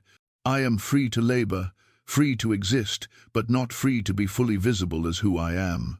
The situation intensified as the Civil War began in April 1861. Cincinnati's position as border city made it crucial location for military logistics, and Solomon's analytical abilities became increasingly valuable for understanding supply chains, troop movements, and strategic planning. Through Dalton's connections, Solomon's work came to the attention of Union military officials who needed exactly the kind of complex calculation and pattern recognition he could provide. By late 1861, Solomon was working directly, though still unofficially, with Union Army logistics officers. His contributions included calculating optimal supply routes, projecting resource needs based on troop deployments, analyzing enemy movement patterns from reconnaissance reports, and solving mathematical problems related to artillery trajectories and fortification designs. The work was genuinely significant, potentially affecting military outcomes, yet Solomon received no official recognition, no formal position, no public acknowledgement of his role. A Union officer named Colonel Matthews, who worked with Solomon on supply logistics, wrote in his private diary about the experience. The diary, discovered in an attic in Vermont in 1989 and subsequently donated to the National Archives, provides remarkable insight into how military officials viewed Solomon. We employ a Negro freeman named Solomon for calculations related to supply chain management. His abilities are extraordinary, frankly beyond anything I've encountered in trained military engineers. He can analyze complex logistical problems involving multiple variables, thousands of soldiers, vast distances, and limited resources, then provide solutions that prove consistently accurate when implemented. Yesterday, he calculated supply needs for a division being deployed to Kentucky, accounting for travel time, weather conditions, available transport, and probable consumption rates. He completed the calculation in approximately 15 minutes. Our regular logistics staff had been working on the same problem for 3 days and still had not reached confident conclusions. When we compared results, Solomon's figures proved more accurate. Yet we cannot officially acknowledge his contributions. The men under my command would not accept orders based on analysis performed by a Negro, regardless of how accurate that analysis proves. So we attribute his work to white officers on my staff. Maintain the fiction that our strategic planning derives from conventional military expertise. This deception troubles me. We depend on this man's intelligence while denying his humanity sufficiently to credit his contributions. We use him as we would use a calculating machine, valuable for output but unworthy of recognition as thinking, reasoning person deserving respect. The contradiction seems obvious, but military necessity overrides moral consistency. We need his abilities too desperately to allow principle to interfere with pragmatism. Solomon's work for the Union Army continued through 1862 and into 1863, his contributions growing more significant as the war escalated and logistical complexity increased. But his position remained precarious, unofficial, dependent on individuals rather than institutional recognition. He received payment for his work, enough to live comfortably by the standards of free blacks in Cincinnati, but nothing approaching what white professionals with equivalent capabilities would have commanded. During this period, Solomon also became involved with abolitionist networks operating in Cincinnati. The city was a major hub for the Underground Railroad, and Solomon's intelligence proved valuable for coordinating escape routes, timing movements to avoid patrols, and solving logistical problems that arose when moving large numbers of fugitive slaves north toward Canada.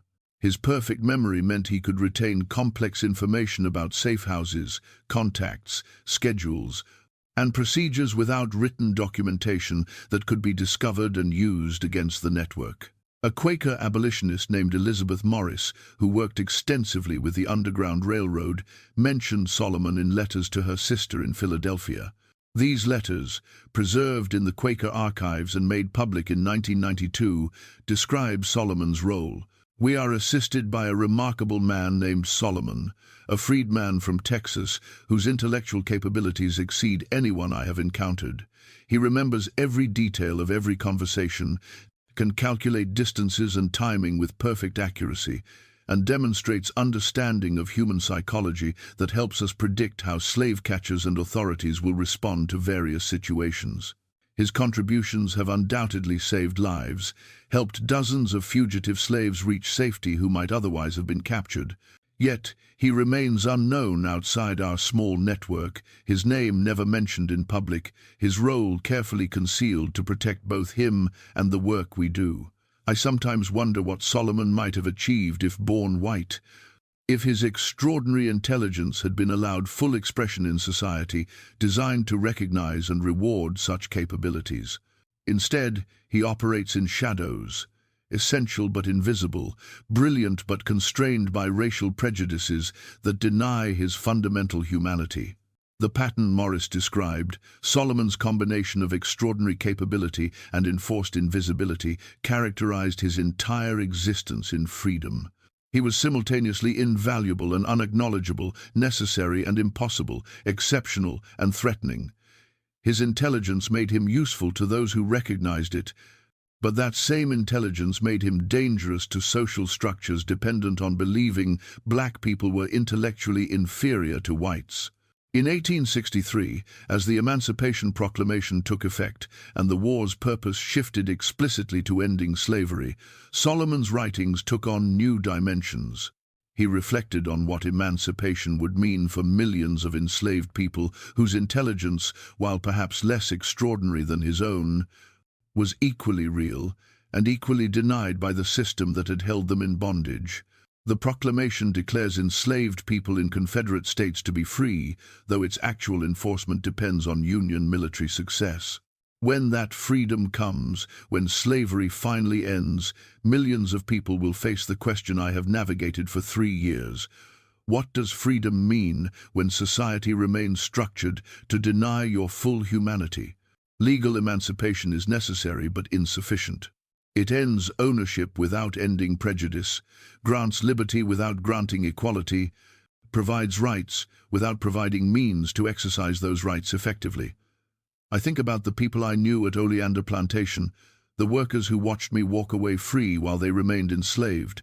If they survive to see emancipation, what will they encounter? A society that resents their freedom, denies them education, limits their economic opportunities, maintains through custom and violence the subordinate position that slavery once enforced through law.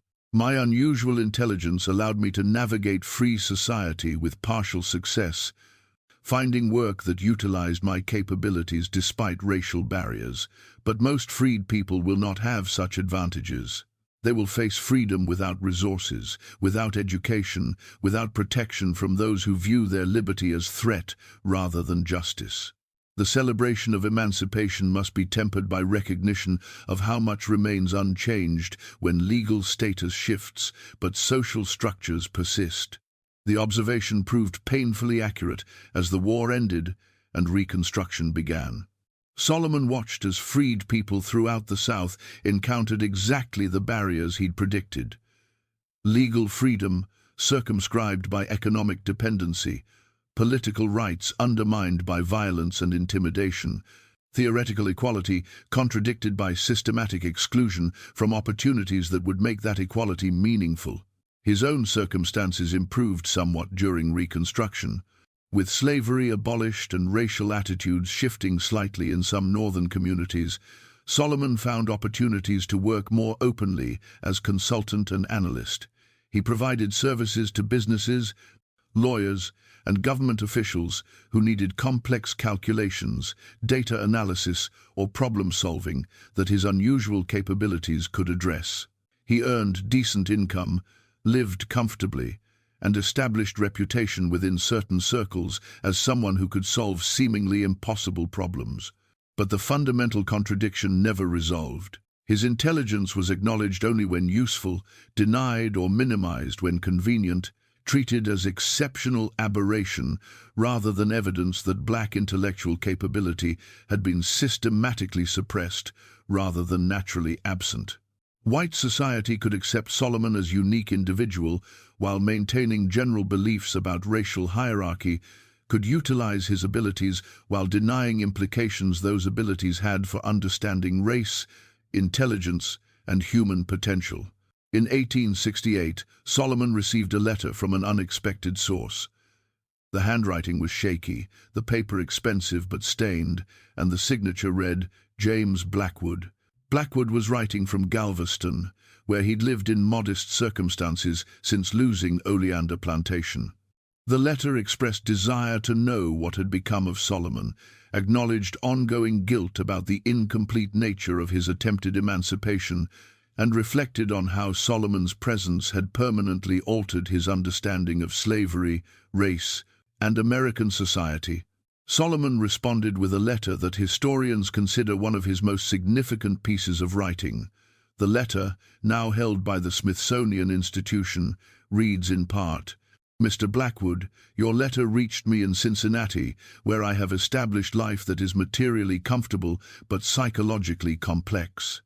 I am grateful, you wrote, as I have often thought about you and wondered what became of your attempt to act on moral convictions that contradicted your society's expectations. You express guilt about freeing one man while keeping others enslaved, about the incomplete nature of your gradual emancipation plan and its ultimate failure. I want to address that guilt directly. What you attempted at Oleander was imperfect, compromised by circumstance, limited by your own capacity to sacrifice everything for principle. But it was also genuine, costly, and significant. You recognized truth that most slaveholders spent their lives denying, and you acted on that recognition despite knowing the consequences. That matters, even though it didn't achieve the systematic change the situation demanded. I have come to understand that moral action within immoral systems rarely achieves perfection. We do what we can with the courage and resources available to us, recognizing that our actions are inadequate, while also recognizing that inaction is worse. You freed me. That act changed my life completely, gave me possibilities I would never have had otherwise. The fact that you couldn't free everyone doesn't diminish what that freedom meant to me. You attempted broader emancipation and were destroyed for that attempt. The destruction itself demonstrates why such attempts were rare. Most people choose comfortable complicity over costly resistance. You chose differently and paid the price for that choice. Perhaps the more important question is not whether your actions solved the problem, but what your actions revealed about the problem itself. You freed me because my intelligence made slavery's injustice unavoidable for you. But what about those whose intelligence was less obvious, less measurable, less demonstrable through calculations and languages and perfect memory? Were they less deserving of freedom, less fully human? The answer obviously is no. Yet you could not extend to them the recognition you extended to me, could not see in them the same undeniable humanity you saw in my exceptional capabilities. This limitation wasn't personal failing. It was systemic failure, built into how slavery trained owners to perceive enslaved people. Exceptional cases like mine could break through that trained perception. Ordinary humanity, unremarkable intelligence, common human dignity, these things remained invisible, deniable, insufficient to override the system's requirements. What slavery's end must ultimately accomplish is not just freeing exceptional individuals like myself, but recognizing that exceptionalism should never have been required for freedom in the first place. Every person deserves liberty, dignity, and full recognition of their humanity, regardless of whether their capabilities exceed, match, or fall short of whatever standards society might apply. Until that recognition becomes universal rather than selective, until freedom depends on being human rather than being exceptional, the fundamental problem remains unresolved. You helped me see this truth, Mr. Blackwood, though perhaps not in the way you intended. Your discomfort around me, your ultimate inability to extend your recognition of my humanity to others who were less obviously remarkable, revealed the limitation of individual moral awakening as solution to systemic evil. Change requires more than scattered instances of conscience overriding convenience. It requires transformation of the entire structure that makes such conscience rare and costly rather than common and rewarded. I do not know if such transformation is possible. I have lived long enough in freedom to understand how deeply racial prejudice persists even after slavery's legal end, how thoroughly white society resists recognizing black humanity beyond narrow, conditional terms. But I also know that change, however incomplete, matters. You changed me by freeing me. I perhaps changed you by forcing recognition you couldn't comfortably deny. Those changes ripple outward in ways we cannot fully predict or measure. May you find peace with what you attempted and what you could not achieve. May we both continue working toward a society where intelligence is not required for freedom, where humanity alone is sufficient for dignity, where no one must be exceptional to deserve justice. With respect and gratitude, Solomon. The correspondence between Solomon and Blackwood continued sporadically until Blackwood's death in 1873. The letters revealed two men grappling with the legacy of their encounter, trying to understand what it meant that Solomon's intelligence had triggered Blackwood's moral crisis, what it revealed about slavery and race and American society, what possibilities existed for change within structures designed to resist transformation. Solomon lived until 1896, dying in Cincinnati at approximately 69 years old. His obituary in the local newspaper, brief and perfunctory, identified him only as Solomon Freeman, Negro resident, employed in various business capacities, unmarried, survived by no immediate family. The obituary made no mention of his extraordinary intelligence, his contributions to Union war efforts, his work with the Underground Railroad, his writings on slavery and freedom, or his role in triggering James Blackwood's attempted emancipation at Oleander Plantation. This invisibility in death mirrored the invisibility he'd experienced in freedom. Despite capabilities that exceeded most people he encountered, despite contributions that had genuine historical significance, Solomon remained largely unknown. His existence documented, but his importance unrecognized by broader society. It wasn't until the late 20th century, when historians began examining personal papers, letters, and obscure archives, that Solomon's story emerged and his significance became apparent. The question his life poses remains powerfully relevant. What does it mean that someone of extraordinary intelligence had to be freed because his capabilities made slavery's injustice undeniable, yet millions of people with ordinary intelligence remained enslaved because their common humanity proved insufficient justification for their liberation? What does it reveal about American society that Solomon's exceptionalism was required for him to be recognized as deserving freedom, that his unusual capabilities rather than his basic humanity became the grounds for acknowledging his right to liberty? These questions point to the fundamental problem Solomon identified in his writings. Freedom and dignity and justice should not depend on being exceptional. They should be universal rights granted to every human being, regardless of capability, regardless of intelligence, regardless of whether someone can perform calculations faster than trained engineers, or speak 7 languages, or remember everything they encounter.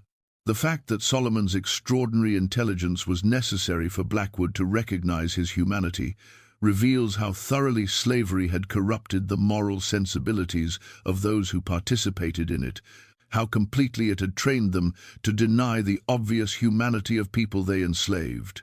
In 1882, a historian named Rebecca Hayes interviewed Solomon for a project documenting the experiences of freed slaves during and after the Civil War.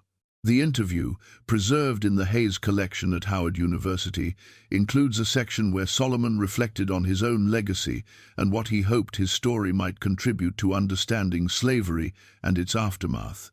I am aware that my life is unusual, that my capabilities are extraordinary, that my experiences do not represent the typical slave narrative. But I hope that my story can serve a purpose beyond documenting individual exceptionalism. I hope it can illuminate the fundamental injustice of requiring exceptionalism for recognition of humanity. Every person I knew in slavery was fully human, deserving of freedom and dignity, regardless of whether their intelligence exceeded normal ranges or fell within them. The fact that I needed to be extraordinarily intelligent for my owner to recognize my right to freedom reveals the depth of moral corruption slavery created. It should not have required exceptional capability for me to deserve liberty. My humanity alone should have been sufficient. And the same applies to every person held in bondage, every person denied education and opportunity and recognition of their basic human worth. If my story serves any purpose, I hope it is this: to make visible the arbitrary nature of the judgment slavery required, to demonstrate that intelligence and capability exist independently of race, to show that the hierarchies American society constructed had no natural or moral foundation. I was not freed because of some essential difference between myself and others who remained enslaved. I was freed because one particular owner could not maintain comfortable self-deception when confronted with undeniable evidence of my intellectual equality or superiority. That evidence should never have been necessary. But since it was necessary for that particular situation, perhaps its documentation can contribute to broader recognition that the entire system was built on lies that crumbled when examined honestly. The examination Solomon called for continues today.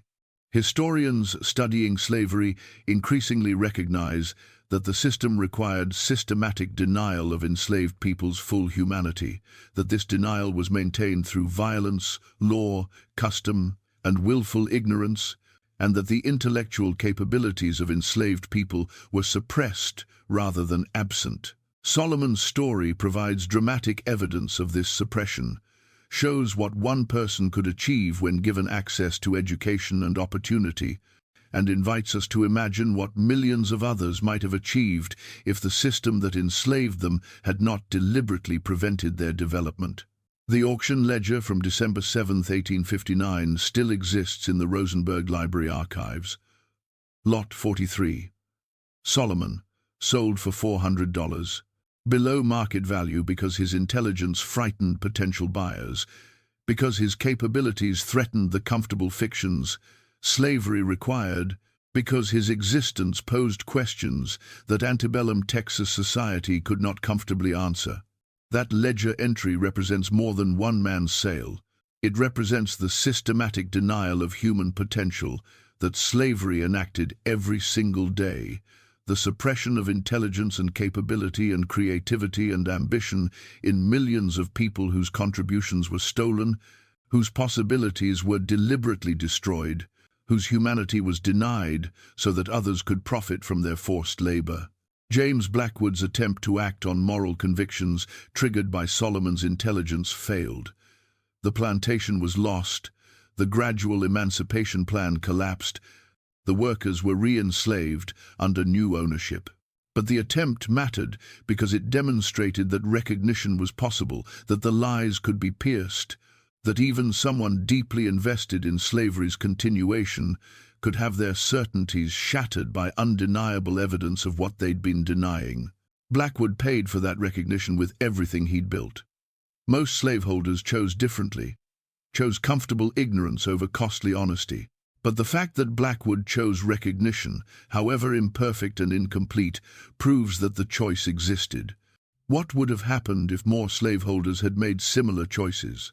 What if Solomon's intelligence had triggered not isolated instances of individual manumission, but systematic recognition that the entire structure was indefensible? These questions can't be answered because history followed different paths, but they illuminate what was possible, what was prevented, what might have been if moral courage had been more common than it proved to be. The mystery isn't really about Solomon's intelligence, though that remains remarkable and somewhat inexplicable even today. The mystery is about how American society responded to that intelligence, how it required such extraordinary capability before acknowledging humanity, how it structured itself to suppress and deny what Solomon represented. The mystery is about the psychological mechanisms that allowed slavery to persist despite countless daily encounters with enslaved people's full humanity, about the systematic blindness that made such persistence possible, about the rare moments when that blindness cracked and truth became unavoidable. Stories like Solomon's remind us that history is full of buried narratives, forgotten individuals whose experiences challenge official accounts and comfortable assumptions. Here at the Sealed Room, we specialize in uncovering exactly these kinds of stories, the ones that institutions tried to erase, the ones that complicate simple narratives, the ones that force us to reconsider what we thought we knew about American history.